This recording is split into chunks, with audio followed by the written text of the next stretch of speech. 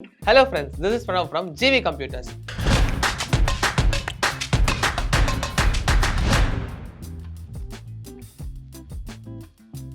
Last week நம்ம சேனல்ல ஆர்கிடெக்ட்காக ஒரு பிசி பில்ட் பண்ணியிருந்தோம்.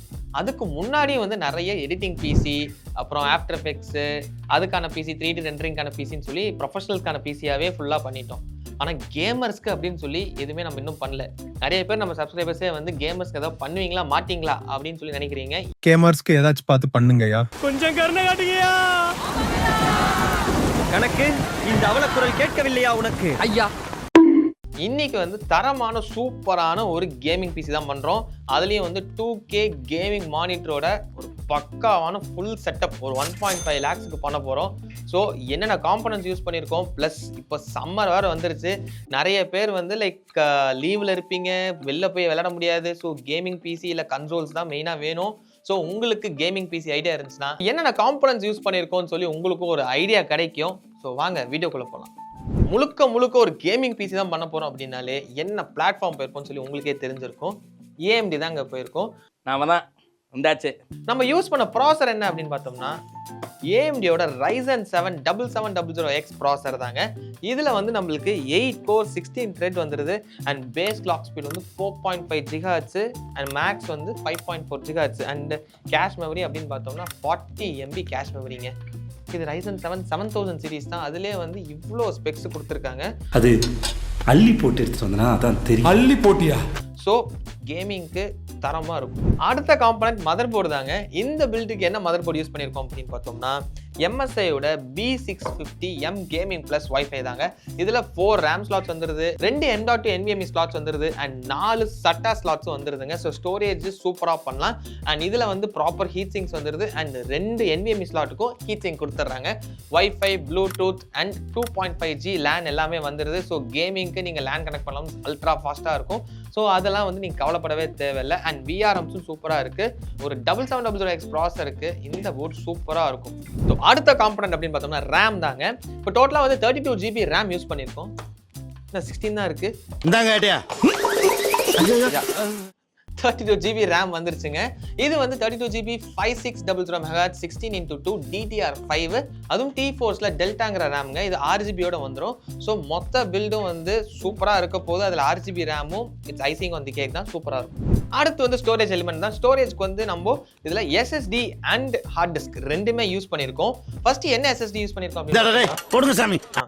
1TB WD-SN580 NVMe தாங்க. இது ப்ளூ NVMe. டோட்டலாக வந்து 4150 ஸ்பீடுங்க, ரீட் அண்ட் ரைட் ஸ்பீடு MBPSல. ஸோ WD அப்படின்னாலே நம்மளுக்கு வந்து ரிலையபிலிட்டி இருக்குங்க. ஸோ அதுக்காக தான் சூஸ் பண்ணியிருக்கோம். ஹார்ட் டிஸ்க் வந்து வெயிட்டாக இருக்கும்னு சொல்லி தூக்கி போடல. ஸோ ஹார்ட் டிஸ்க் என்ன ஹார்ட் டிஸ்க் யூஸ் பண்ணியிருக்கோம்? அந்த பாயா இருக்கணும்டா. 1TB WD blue hard disk தான் யூஸ் பண்ணியிருக்கோம். ஸோ ரெண்டுமே வந்து WD ப்ளூ எடிஷன் தான். இது வந்து NVMe SSD, இது வந்து ஹார்ட் டிஸ்க். ஸோ அடுத்த காம்பனன்ட் என்ன அப்படின்னு பார்த்தோம்னா ஓகே கூலர்.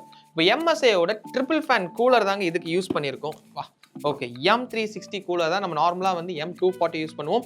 இந்த பில்டுக்கு M360 யூஸ் பண்ணியிருக்கோம். ஸோ இதில் வந்து 3 ஃபேன் வந்துடுது. நம்ம 7700Xல எப்படி பார்த்தாலும் ஸ்டாக் கூலர் வராது, நம்ம கூலர் யூஸ் பண்ணி தான் ஆகணும்.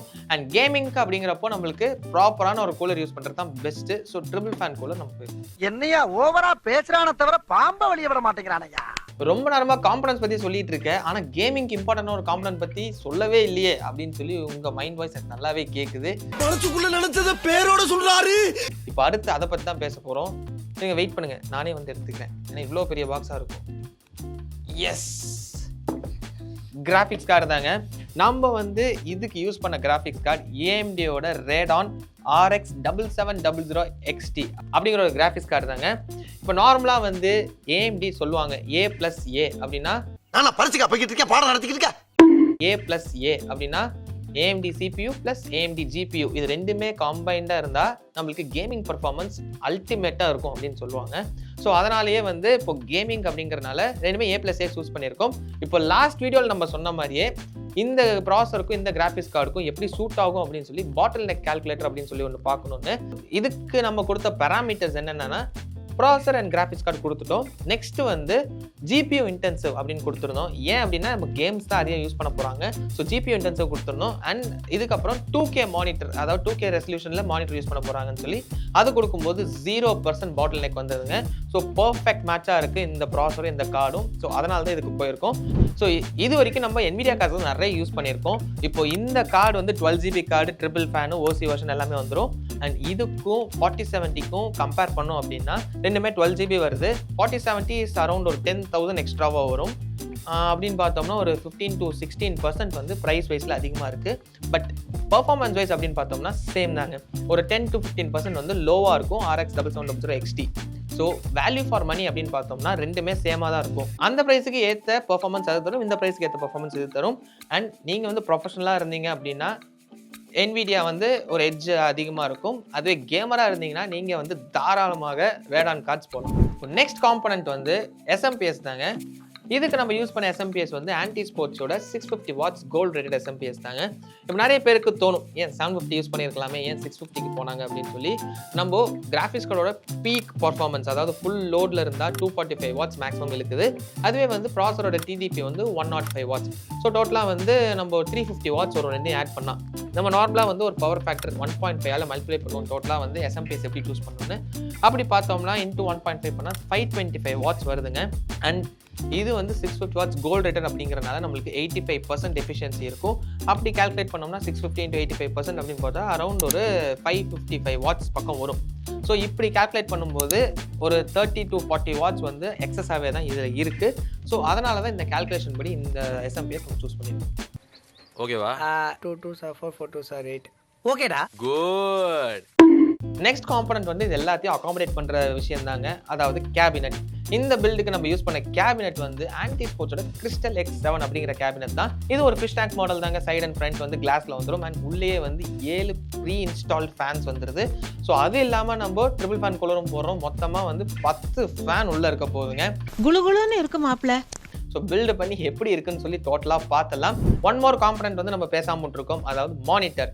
MSIயோட 2K மானிட்டர் தாங்க. அந்த மானிட்டர் என்னன்னு சொல்லி இப்போ பார்த்துடலாம். ஸோ நம்ம ஃபர்ஸ்டே சொன்ன மாதிரி 2K கேமிங் மானிட்டர் தான் யூஸ் பண்ணியிருக்கோம். MSIயோட MAG 274 QRF அப்படிங்கிற ஒரு மாடல் தான் யூஸ் பண்ணியிருக்கோங்க. இதில் வந்து 180 Hz 1 ms response time and 2K ரெசல்யூஷனில் இருக்குங்க. இது மட்டும் இல்லாமல் இதில் வந்து ஹைட் அட்ஜஸ்டபிள் ஃபீச்சரும் இருக்குது. ஸோ ஒரு கேமிங்க்கு பக்காவான இமர்சிவ் எக்ஸ்பீரியன்ஸ் இது தரும். அண்ட் இந்த பிசியை இப்போ அசம்பிள் பண்ணிட்டு இந்த பிசி எப்படி இருக்குன்னு சொல்லி டோட்டலாக பார்த்துக்கலாம்.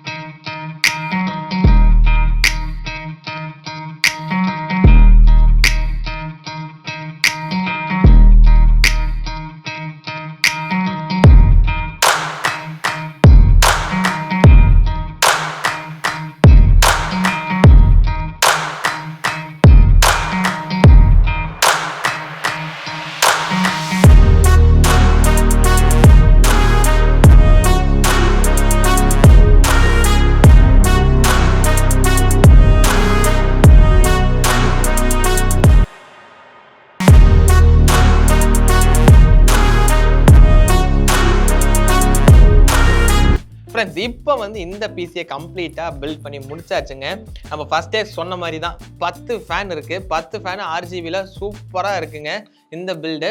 ஸோ ஒரே ஒரு குறை தான், ஏன்னா கிராஃபிக் கார்டில் மட்டும் RGB இல்லை. மற்றபடி எல்லா காம்பனன்ட்ஸ்லேயும் RGB இருக்குது. ஏன்னா பம்ப்லேருந்து நம்ம எக்ஸாஸ்ட் ஃபேன்ஸ்லேருந்து RAM, RGB RAM and total fans எல்லாமே.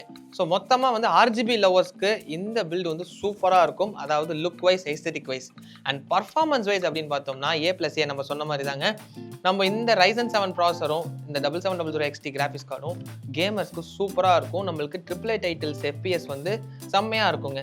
இந்த மாதிரி ஃபுல்லாக RGB இருக்கிற பிசி ஆகட்டும் சரி, இல்லை நம்ம போன வீடியோவில் பண்ண மாதிரி ஃபுல் RGB இல்லாத பிசி ஆனாலும் சரி, உங்களுக்கு கேமிங் பிசி ஆனாலும் சரி, இல்லை எடிட்டிங் ப்ரொஃபஷனலுக்கு இல்லை ஆர்கிடெக்ட் அப்படின்னாலும் சரி, உங்கள் ரிக்குவயர்மெண்ட்க்கு ஏற்ற மாதிரி கஸ்டம் பிசி பில்ஸ் உங்களுக்கு பண்ணணும்னா உங்கள் டெஸ்டினேஷன் வந்து GV கம்ப்யூட்டர்ஸ் தாங்க. டிஸ்கிரிப்ஷனில் ஸ்டோரோட லொகேஷன் லிங்க் கொடுத்துருக்கோங்க. நீங்கள் டேரெக்டாக வந்து பிசி பில்ட் பண்ணிட்டு போகலாம். ஆர்எல்ஸ் நம்ம ஃபோன் நம்பர்ஸும் கீழே கொடுத்துருக்கோம். அதுக்கு கால் பண்ணிங்கன்னா உங்களுக்கான ரிக்வயர்மெண்ட்ஸ் ஏற்றபடி கரெக்டான சொல்யூஷன்ஸ் அண்ட் கொட்டேஷன்ஸ் எல்லாமே கொடுத்துருவோம். ஸோ நீங்களும் வந்து சூப்பராக பிசி பில்ட் பண்ணலாம். அண்ட் இந்த பிசியை நீங்கள் வெளியூரில் இருக்கீங்கன்னா உங்களுக்கு ஹோம் டெலிவரி நம்ம பண்ணுறோம். இந்த மாதிரி PC build videos, product knowledge videos, product comparison videos and tech videos தொடர்ந்து பார்க்கணும்னா subscribe to our channel GB computers. Like பண்ணுங்க, ஷேர் பண்ணுங்க. எனி டவுட்ஸாக இருந்தாலும் கமெண்ட் செக்ஷனில் கமெண்ட் பண்ணுங்க. அப்கமிங் வீடியோஸில் அதையும் கிளியர் பண்ணிடலாம். So that's it for now. Bye by.